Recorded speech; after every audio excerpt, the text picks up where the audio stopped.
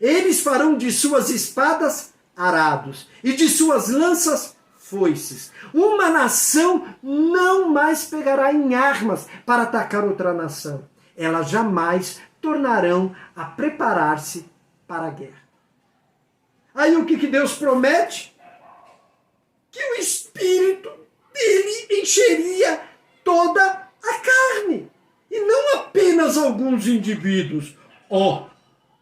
Eu tenho o Espírito de Deus porque eu sou crente. Eu sirvo ao Senhor. É bonitinho. E quando você desfaz de um ser humano igual a você?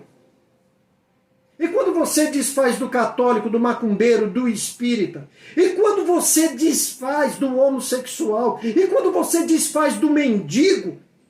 É bonitinho. Tem certeza que é o Espírito de Deus que está em você? Ou é o maldito espírito de engano?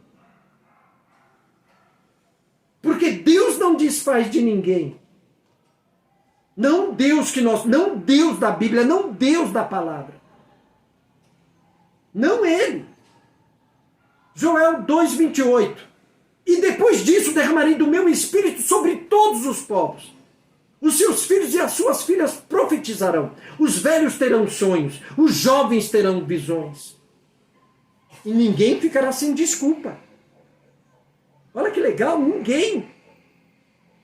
Eu não sei se já aconteceu com vocês, mas quantas pessoas que não são como a gente crente, vem e conta um sonho para você que você vê que é Deus falando com ele.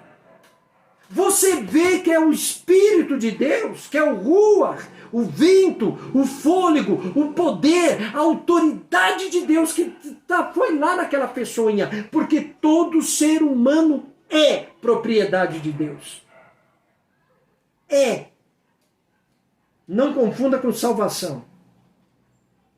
Mas todo ser humano pertence a Deus. Deus, o Senhor Criador, é dono da vida e dono da morte. E através da sua misericórdia, do seu amor, da sua graça, desde lá de trás, ele já havia enviado o seu Filho. Às vezes é difícil a gente entender, mas é fácil entender. A Bíblia diz que Deus, que Jesus, o Messias e Yeshua, já tinha o Cordeiro que morreu desde o princípio do mundo. Como é difícil entender isso. Olha, vamos explicar. É porque quando Adão pecou, Deus imolou um cordeiro. Parou. Primeira coisa que você tem que pensar. Para Deus não existe tempo. Ele é passado, presente e futuro. Ele é passado, presente e futuro. Aquilo que está acontecendo para mim agora, para Deus já... Gente, Apocalipse está montadinho. Para ele já aconteceu. Agora, para mim, há tempo. Para mim, ser humano, há dia, há hora, minuto, segundo, eu tenho que aguardar. Por mais que aguardar provoca dor, por mais que aguardar provoca tristeza, por mais que aguardar provoque violência. Por quê? Porque nós temos que deixar os nossos desejos, as nossas vontades, as nossas malignidades para se curvar diante do Todo-Poderoso. Gente, eu estou no Evangelho há 43 anos. Tem pastor que quer que você se curve para ele. Parou. Engraçadinho, bonitão. Parou. A gente respeita. Mas se curvar é diante de Deus. A gente pode se curvar em sentido de reverência. Não há problema nenhum. Porque até um imperador no Japão, quando chega diante de uma professora... aquele professor é o único cidadão que não precisa se curvar. Mas quando eles se curvam, é em sinal de respeito, não de adoração. Respeito. Então, o segundo Sinai de Atos 2 foi a promessa que o Senhor fez aos seus seguidores. Sabe para quê? Para capacitar-nos a sermos suas testemunhas. Em Jerusalém, Judeia, Samaria e confins da terra. No julgamento de Deus, A cidade foi chamada de Babel. Confusão. O juízo de Deus está vindo aí. Muita coisa já está acontecendo. Já está acontecendo. Eu espero que este pequeno estudo tenha aí tirado alguma dúvida de vocês com relação a línguas, né? E a gente pôde aí abrir um pouquinho mais para mostrar para vocês que já aconteceu lá atrás. Porque o nosso Deus, ele não é menino, ele é um Deus responsável, ele é um Deus santo, ele é um Deus fiel, ele é um Deus poderoso, ele é um Deus que lançou a sua palavra e a sua palavra não volta vazia para ele. Entende, irmão? A graça, se não fosse a graça de Deus, ai do ser humano. Mas se a pessoa rejeita, o que Deus pode fazer? O homem colhe aquilo que planta. De que se queixa o homem? Queixa-se o homem de seus próprios pecados. É onde a gente tem que tomar cuidado com a nossa língua. É onde a gente tem que tomar cuidado com aquilo que falamos. A gente pode desgraçar a vida de alguém. Sabe, irmãos? Eu vou falar sério para vocês. Nesses anos todos, se eu for contar para vocês quantos pastores tentaram me destruir, sabe por quê?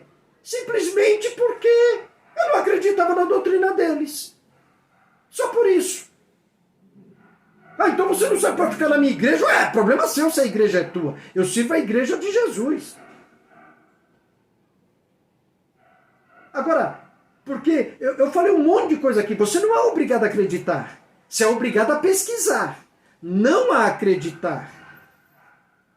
E até é loucura a gente acreditar em tudo que uma pessoa fala. Mas a gente fala, os pastores sérios, os pregadores sérios, eles não falam de si mesmo. Pode reparar. Eu até indico pastores para as pessoas assistirem. Porque ele não fala de si mesmo. Ele fala da Bíblia. É uma pessoa centrada na palavra. É uma pessoa que realmente busca Deus. Não fica de mimimi. Ele vai na Bíblia, na palavra.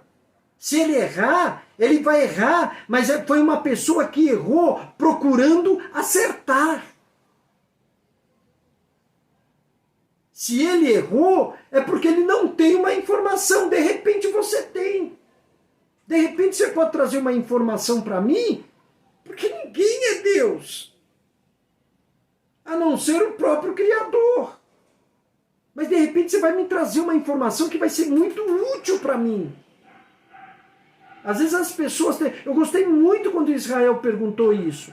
Que parecia ser uma coisa simples. Mas vocês viram até onde a gente foi? E isso é porque se teria muito mais coisa.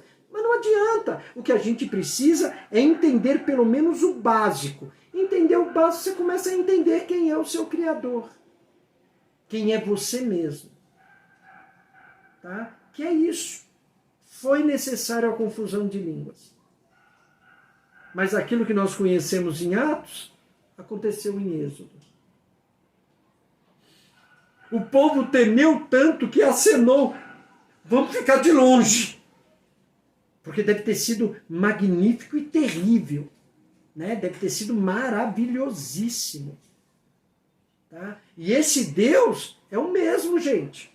Ele não mudou a palavra dele, não. Quem está dividindo o evangelho aí não foi Paulo, não foi Moisés, não foi Isaías. Quem está dividindo o evangelho são pessoas. Né? É onde eu falo, tomem cuidado com as doutrinas modernas. Tá? Tomem cuidado. Eu estava conversando, não me lembro com quem agora, a gente estava falando sobre vestes. Pô, o pessoal não sabe nem quem inventou a calça e fica falando abobrinha. O pessoal não sabe nem quem inventou a gravata e fica falando abobrinha, jogando em cima pega versículos isolados, não sabe como era aquela época, não sabe como eles se vestiam e detona em cima dos outros. né? Durante muitos anos, principalmente as mulheres, sofreram muito na mão de homens assim. Sofreram muito. Porque eles estavam pregando o evangelho deles. Eu sei que a intenção era boa. A intenção era boa. Mas muita gente desviou-se, desgostou-se por causa de boas intenções. E de boas intenções, como a gente diz, o inferno está cheio. Então o inferno está assim. Eu vi um cidadão falar uma coisa bacana uma vez. O inferno está cheio de gente boa e o céu está cheio de gente ruim. Porque as boas pessoas, as santíssimas pessoas, começaram a inventar coisas que nem eles realmente sabem por quê. E não se arrependeram.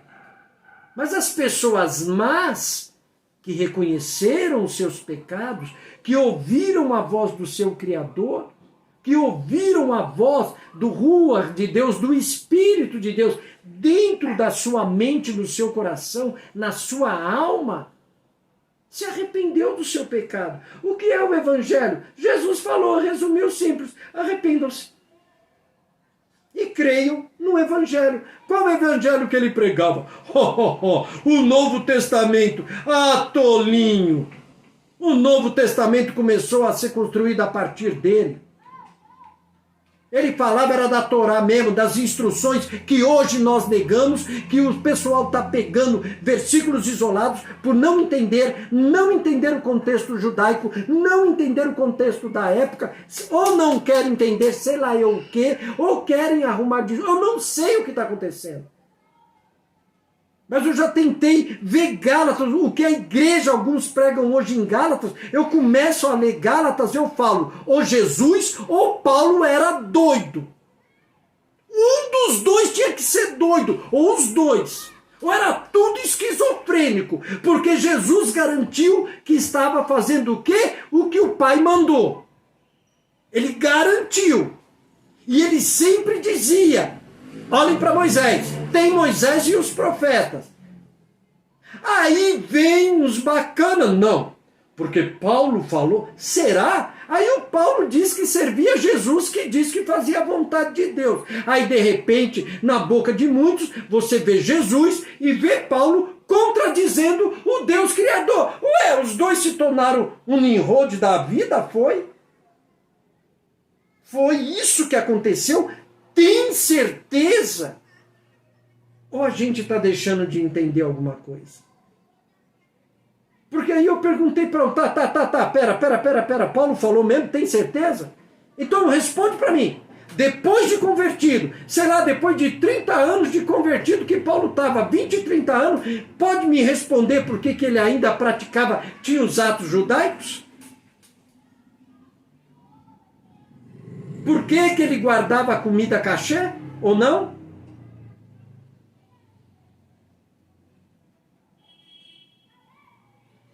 Por que ele ia lá sacrificar? Sacrifício de louvor, de adoração, outro tipo de sacrifício, não era de animais assim? Dá para me explicar por que ele ainda entrava lá para fazer aquilo que Deus ordenou? Quer falar de festa? Porque o povo vive falando do judeu que vive em festa. Claro que eles vivem. As festas foi ordenança de quem? De Deus. Façam a Páscoa. Como é que eu faço a Páscoa? Olha, faça como todo mundo está fazendo. Pega um coelhinho, compra um ovinho. Não. Ervas amargas. Eu vou mostrar para vocês, povo de Israel, como é a Páscoa do Senhor. A Páscoa do Criador. Vamos lá. As igrejas fazem a Páscoa do Criador ou de um sincretismo religioso?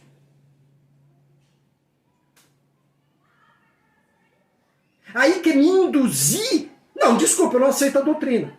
Eu respeito quem acredita. Mas eu não aceito, eu sou obrigado a aceitar? Não. Aquele povo de Israel vive em festa, claro. Eles pegam a Bíblia, lê a Torá, lê as instruções, lê o Evangelho. Deus ordenou assim. Façamos o que Deus ordenou. É tão simples quanto 1 mais 1 é 2. É tão simples. A carta de Gálatas, qualquer dia, se vocês quiserem, eu vou trazer no contexto original a carta de Gálatas. Paulo não fala nada do que essa igreja está falando, não. Eu não estou dizendo que tudo que o pessoal está falando é mentira. Não, não é. Mas muita coisa é mentira, sim. Paulo estava defendendo o seu apostolado contra péssimos judeus e contra uns gentios malucos que aceitou Jesus e queria se colocar debaixo de um jugo. Só isso. Então a gente tem que abrir os nossos olhos nesses últimos dias, porque vai ser difícil segurar a onda que vem sobre nós. E se nós não estivermos firmados na palavra de Deus, será muito difícil para nós.